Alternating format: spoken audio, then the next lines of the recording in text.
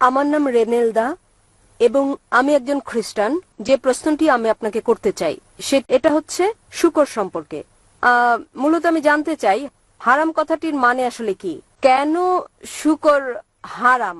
ধরুন এটি একটি আম গাছ, আম ধরলো, শেকড় একই পুষ্টি শোষণ করলো, একই আবর্জনায় নতুন আম হলো এবং আমরা তা খেলাম। তাহলে শুকর ও আম খাওয়ার মধ্যে এখানে তফাৎ কোথায়? বোন একটা প্রশ্ন করলেন যে হারাম কথাটির মানে কি এবং শুকর কেন হারাম ইসলামে। আর তিনি যাজকের দৃষ্টান্ত দিয়েছেন, একজন খ্রিস্টান যাজক, যিনি বলেছেন যে সার যা হচ্ছে ময়লা আবর্জনা গাছ শোষণ করে, গাছ বড় হয়, আম ধরে এবং আমরা সে আম খাই। বলার চেষ্টা করা হয়েছে যে যদি আমরা বর্জ্য খাই শুকরের, এটা কারোর জন্য ভালো হতে পারে, আবার কারোর জন্য ভালো নাও হতে পারে। এখানে যেটা বোঝাতে চাওয়া হয়েছে, তাই ইসলামে এটা হারাম কিন্তু খ্রিস্ট ধর্মে হালাল। বোন, প্রথমে আপনাকে আমি হারাম কথাটির মানে বলবো। মানে নিষিদ্ধ, মানে বারণ আছে। ইসলামে হারাম মানে হচ্ছে নিষিদ্ধ, তার মানে বারণ আছে। আমি প্রথমে আপনার যাজকের প্রশ্নের জবাব দেবো, পরে আমি আসল কারণটা বলবো কেন শুকর হারাম। যাজক দৃষ্টান্ত দিয়েছেন যে সার, ধরুন ময়লা আবর্জনা গাছের জন্য ভালো এবং গাছ বড় হয়, তারপর যখন আম ধরে এবং আমরা সেই আম খাই। বলার চেষ্টা করা হয়েছে যে হতে পারে এটা হারাম মুসলিমদের জন্য, তবে খ্রিস্টানদের জন্য ভালো। যদি আপনি তুলনা করেন সার যা মানুষের জন্য আবর্জনা, তা গাছের জন্য ভালো হতে পারে, কারণ গাছপালা ও মানুষ দুটো ভিন্ন জীব, তারা এক নয়, তারা ভিন্ন। কিন্তু ইসলাম ও খ্রিস্ট ধর্মের মানব জাতি একই। আপনারা ভিন্ন ধর্ম পালন করতে পারেন, কিন্তু যা এক মানুষের জন্য ভালো স্বাভাবিকভাবে তা অন্য মানুষের জন্য ভালো, যদি না তার নির্দিষ্ট কোনো সমস্যা থাকে। উদাহরণস্বরূপ, যদি তার ডায়াবেটিস থাকে, চিনি তখন তার জন্য ভালো নাও হতে পারে, কিন্তু স্বাভাবিক অবস্থায় চিনি ভালো, এটা আপনাকে দেয় শক্তি। যদি তার কোনো সমস্যা থাকে তাহলে সেটা তার জন্য উপকারী নাও হতে পারে। কিন্তু সাধারণ মানুষের আওতায় যতদূর আসে, সব মানুষের ক্ষেত্রে ভালো মন্দের ব্যাপারটা একই রকম। সুতরাং আপনি এই দৃষ্টান্ত দিতে পারেন না সার কারোর জন্য ভালো, কারোর জন্য ভালো নয়।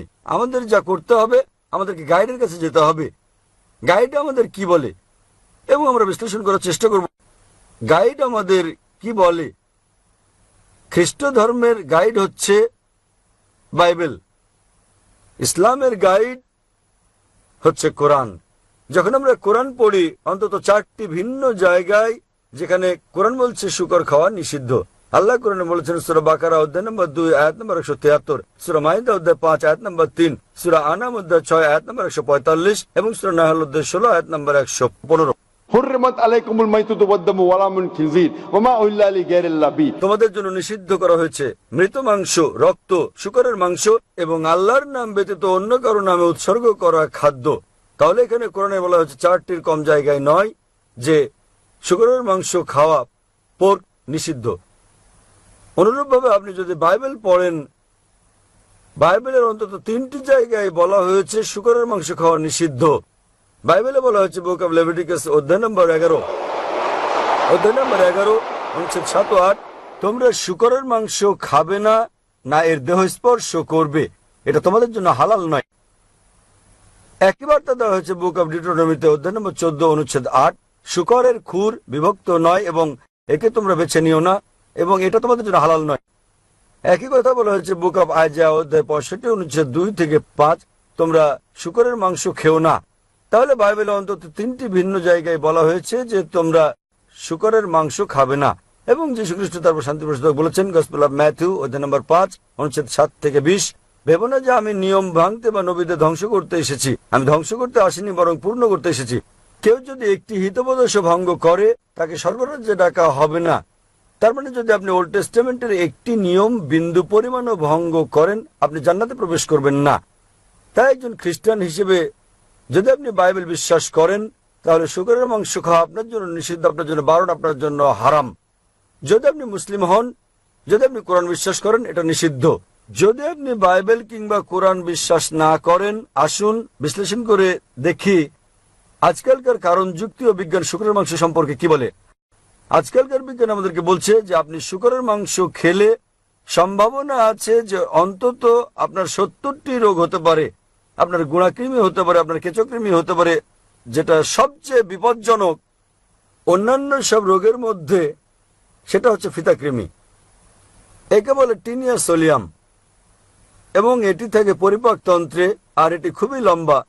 যদি আপনি খুব ভালো করে সিদ্ধ করেন ডিম, টিনিয়া সোলিয়ামের ওভা তখনও মরে না এবং পরিপাক নালী থেকে এটা রক্তের মধ্য দিয়ে শরীরের প্রায় সব অঙ্গেই যেতে পারে। এটি চোখে ঢুকে অন্ধ করে দিতে পারে চোখ, হৃৎপিণ্ডে ঢুকে হার্ট অ্যাটাক ঘটাতে পারে, এটি মস্তিষ্কে ঢুকে মস্তিষ্ক অকেজ করে দিতে পারে। এবং যখন আপনি বুঝতে পারবেন যে আপনি এই রোগে আক্রান্ত, ততক্ষণে দেখবেন আপনার অপূরণীয় ক্ষতি হয়ে গেছে। অধিকন্তু বর্তমান বিজ্ঞান আমাদের বলছে যখন আপনি শূকরের মাংস খান, দেখবেন তাতে চর্বির উপাদান বেশি রয়েছে, বরং কম রয়েছে মাংসপেশি করার উপাদান। সেই কারণেই শূকরের মাংস যারা নিয়মিত খায় তাদের বেশিরভাগেরই ভুঁড়ি বড়, তারা মোটাসোটা। বর্তমান বিজ্ঞান আমাদের বলছে যে শূকরের মাংস খেলে তাদের বেশি সম্ভাবনা থাকে অ্যাথেরোক্লোসিস হওয়ার। অ্যাথেরোক্লোসিস আজকাল বিজ্ঞান আমাদের বলছে যে যদি আপনি নিয়মিত শূকরের মাংস খান, আপনার উচ্চ রক্তচাপ হতে পারে। সেজন্য বর্তমানে 50%-এর বেশি আমেরিকান তারা উচ্চ রক্তচাপে ভুগছে, কারণ তাদের বেশিরভাগই শূকর খায়। বর্তমান বিজ্ঞান এটা বলছে যে পৃথিবীর বুকে সবচেয়ে নোংরা প্রাণীর অন্যতম হচ্ছে শূকর। যেখানে আপনি ময়লা আবর্জনা দেখবেন সেখানে শূকর দেখতে পাবেন। বর্তমান বিজ্ঞান এও বলছে যে শূকর পৃথিবীর সবচেয়ে নির্লজ্জ প্রাণীগুলোর অন্যতম। শূকর বর্তমানে পৃথিবীর বুকে সবচেয়ে নির্লজ্জ প্রাণীগুলোর অন্যতম প্রাণী। এরা উপভোগ করে এটা দেখে যে স্বামী স্ত্রীকে, নিজ সহচরকে বন্ধুর সঙ্গে যৌনাচারে দেখে। পাশ্চাত্যের দেশগুলোতে আমরা ডান্স পার্টি দেখতে পাই। ডান্স পার্টির পর স্ত্রী বদল করে নেয় তারা। তুমি আমার স্ত্রীর সঙ্গে ঘুমাবে, আমি তোমার স্ত্রীর সঙ্গে ঘুমাবো। আপনি এটাকে ভদ্রতা ভাববেন?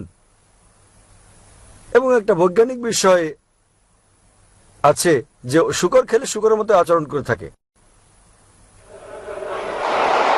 Every night of Ramadan,